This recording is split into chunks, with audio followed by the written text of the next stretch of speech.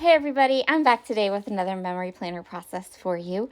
I'm going to be working with Cocoa Daisy's Umber and Gold collection because we're still working in October in my memory planner. Really hoping to finish up this project by the end of the year, but I feel like that's not going to happen. I'm going to do my best though, so we'll see. And that is okay with me. I am totally fine with maybe not having this completely finished. It's okay. I've gotten into a good groove here though. I know what I'm going to work on today. I have grabbed some of the 3x4 printable cards. I have this scrap of paper because remember the Umber and Gold collection, I also bought the scrapbooking kit and I've already created one layout with it. So I just have that little scrap of that gorgeous like peachy polka dot paper and I'm decided I'd go ahead and use that up. I'm just punching out all of these squares because I know that this was like a normal week, right? So we don't have a lot of space. We have a good amount of pictures, but it's not overly full.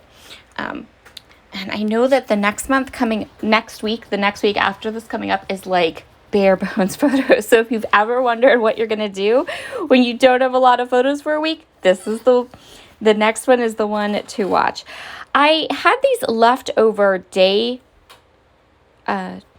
stickers, like Monday, Tuesday, Wednesday, Thursday, and my planner already has that in it, but I thought I'd go ahead and just cover them up with these pretty covers, and some of them fit really nicely, but some of them didn't. So for the ones that didn't, I just took some deco stickers, these little pumpkins, and kind of attached them to the days of the week. So I kind of dressed up the top of my layout, which I haven't done before, but I really liked it. So if I ever end up with those day of the week stickers again, I know that I can go ahead and just use them across the top to add a little bit more decor and interest to my memory planner spread.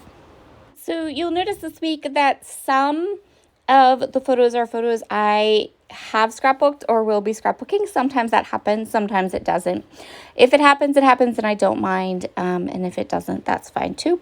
So a lot of these photos are not not limited to this spread. For example, my cozy llama socks, I totally scrapbooked that one. My pink drink, totally scrapbooked that one. And then the photo on Monday of Logan and our puppy Fitz curled up, scrap that one too. That's okay. It happens and I'm not going to fret about it. So I'm going to continue on here. I will say I'm super excited because I'm doing really well with my video a day in December. Coming up tomorrow I'm actually going to unbox my Cocoa Daisy kit. It's actually out for delivery today. And so I was thinking that I would unbox one of my kits. I will unbox my January kit. Kind of the reason I'm doing that is because I wanted to show you guys like what all is included in the kit. Often I always use my kits to memory plan. I also use them to functionally plan, and then I also use them to create a couple 12x12 layouts. I get the most out of these kits. So, but I've never unboxed one in a video before. And since I'm doing video a day in December, I felt like, let's do it. Let's unbox one. So I've added almost all of the pattern paper that I want to add. And now I decided for my labels and for all of the functional planning on my spread that I would go ahead and stamp some of these Ellie's Studio lined labels. So this is an Ellie's Studio stamp. I'm stamping using my Merlot ink. And I'm going to go ahead and stamp a bunch of these labels and use them for journaling and for notating the things that happened this week. So all of my plans and all of those kinds of things. I'm going to go ahead and use this stamp set for that.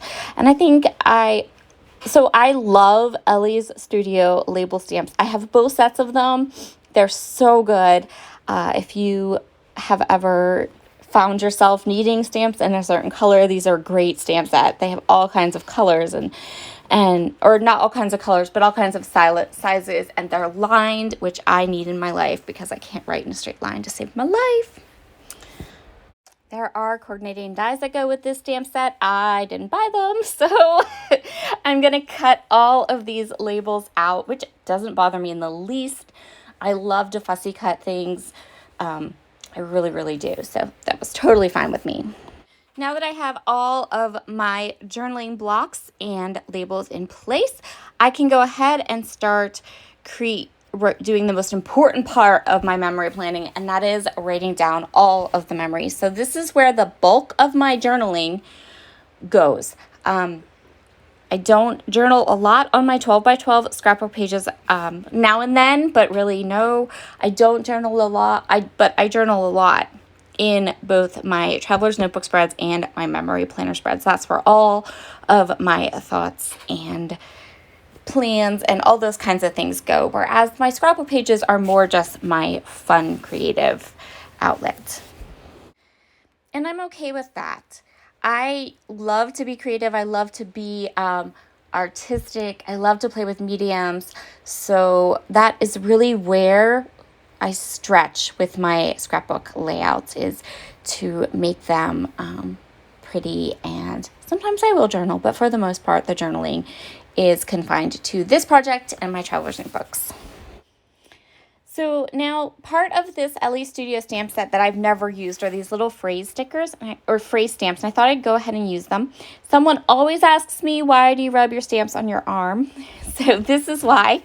When stamps are manufactured, they come with this oil on them from the manufacturing process. If you don't get rid of that oil, then what happens is you will put the ink on your stamp and the ink will bead up and you'll get like this horrible blotchiness to it. So there are lots of ways to get the oil off. Some stampers use an eraser. Some stampers just ink up the stamp set and stamp it a whole bunch of times on a piece of scrap paper. All of that is acceptable ways to get the oil off your stamps. But I'm lazy. So, one day I was watching one of Jen Scow's videos and she was like, just rub it on your arm. And I'm like, that's genius. So that's what I do. I just rub the stamp on my arm just to get those oils off of the stamp.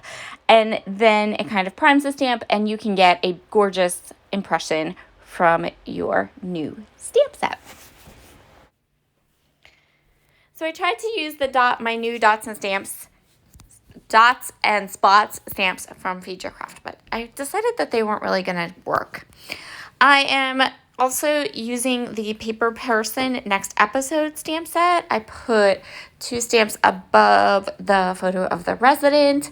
If you watch, then you know why I documented that those were tearjerkers.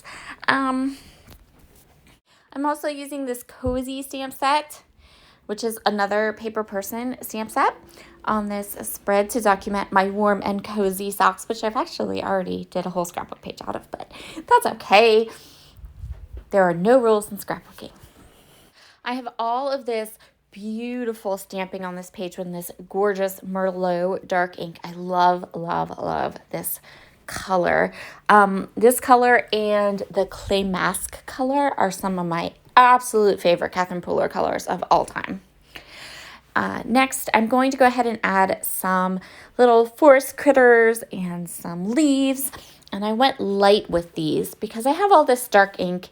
And one of the things I absolutely love about the Umber and Gold collection from Cocoa Daisy is how the colors are really light.